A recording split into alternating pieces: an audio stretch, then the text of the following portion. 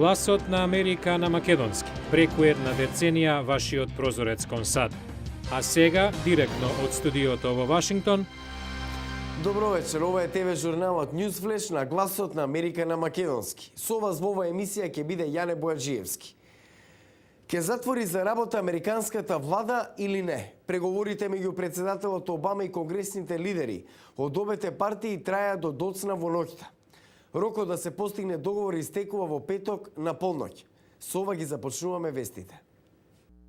Председателот на представничкиот дом, републиканецот Џон Бејнер, изрази оптимизам дека на крај ќе може да се постигне компромис колкаво да биде буџетското скратување за 2011. Тој најави дека представничкиот дом до петок ќе реагира за да обезбеди владата да остане отворена. Бејнер притиска за ново еднонеделно привремено финансирање. Обама по средбата со Бејнер и водачот на демократското мнозинство во Сенатот Хари Рид рече дека демократите и републиканците го намалиле бројот на спорни прашања за буџетот, но дека се уште нема договор. Доколку утре, до крајот на работниот ден, не дојде до спогодба, владата ќе затвори за работа и дома ќе останат околу 800.000 вработени.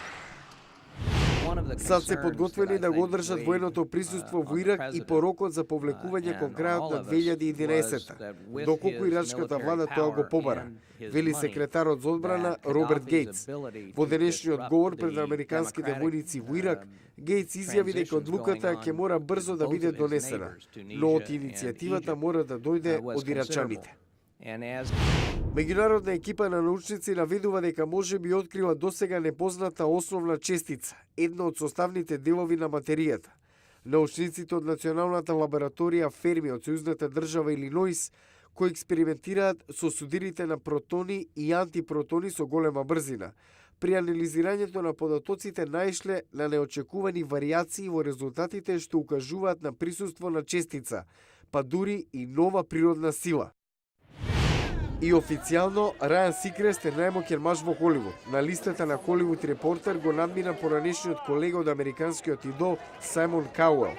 Анџелина Џоли, амбасадор на добра волја на Обединетите нации, но подеднакво внимание привлекува нејзината нова тетоважа, налик на мапа.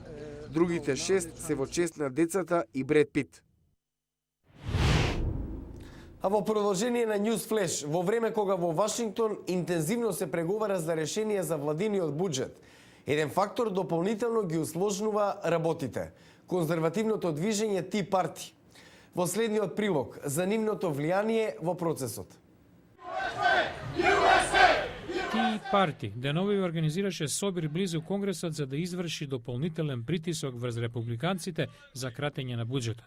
Говори организаторката Джени Бет Мартин.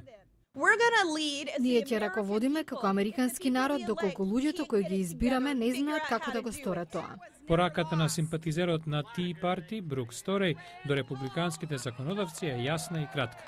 Нема повеќе компромиси со председателот Барак Обама и демократите. Токму компромисите не доведоа до овој степен. Повеќе не можеме да правиме компромиси. Америка банкротираше. Поддршката на Ти Парти помогна републиканците да победат на конгресните избори минатата година. Спротивно на Ти Парти, Обама смета дека компромисот е клучен. Економијата само што започна да се опоравува и да се отвараат нови работни места. Најмалку ни треба нарушување предизвикано од затворање на владата. Но барем за сега, председателот на представничкиот дом, републиканецот Џон Бејнер, не е задоволен од светувањето што го понуди Обама. Бараме најголемо можно буџетско скратување и ќе продолжиме да се бориме за тоа.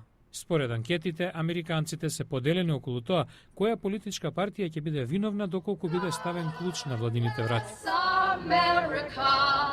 А во Ти Парти подлекуваат. Ќе се враќаат во Вашингтон да вршат притисок врз Конгресот, се додека тоа биде потребно.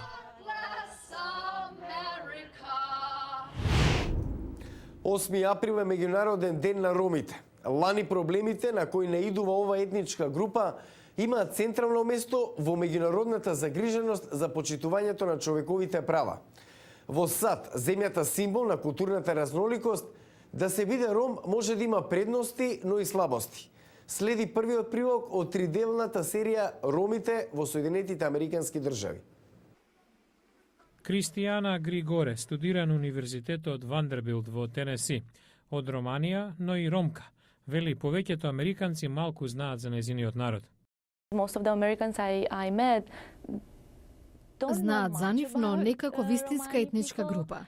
Како костум за денот на вештерките, улога што се игра еднаш годишно. Професорот Јан Хенкок од Универзитетот во Тексас, кој води архивски и документационен центар за ромите, дава податок дека во САД живеат 1 милион роми. Вели како земја на имигранти и луѓе од сите раси, ромите во САД не се издвојуваат многу, што и довело до представата дека тоа е повеќе начин на однесување отколку етничка припадност. Медиумите и забавната индустрија минуваат без последици кога кажуваат нешта за ромите што не би ни помислиле да ги кажат за другите малцински заедници. Како во оваа песна на Шакира, во која вели дека исто како ромка може да ви украде облекат.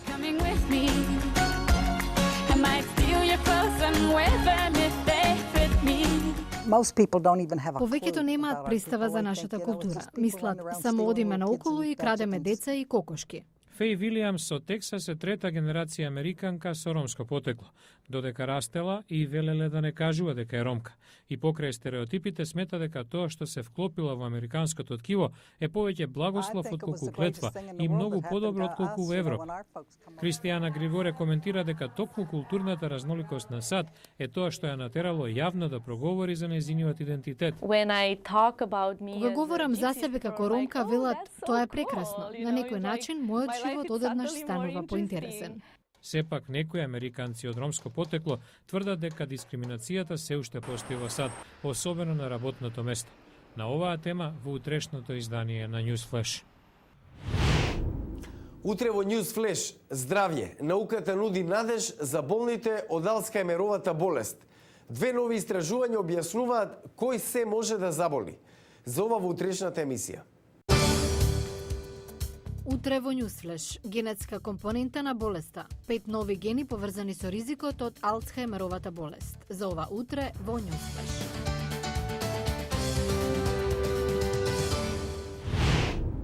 Го гледавте Newsflash на гласот на Америка на македонски. Јас сум Јане Бојаджиевски од студиото во Вашингтон. За најнови содржини посетете нашата веб страница glasnaamerika.com. Пријатна вечер. Се гледам утре.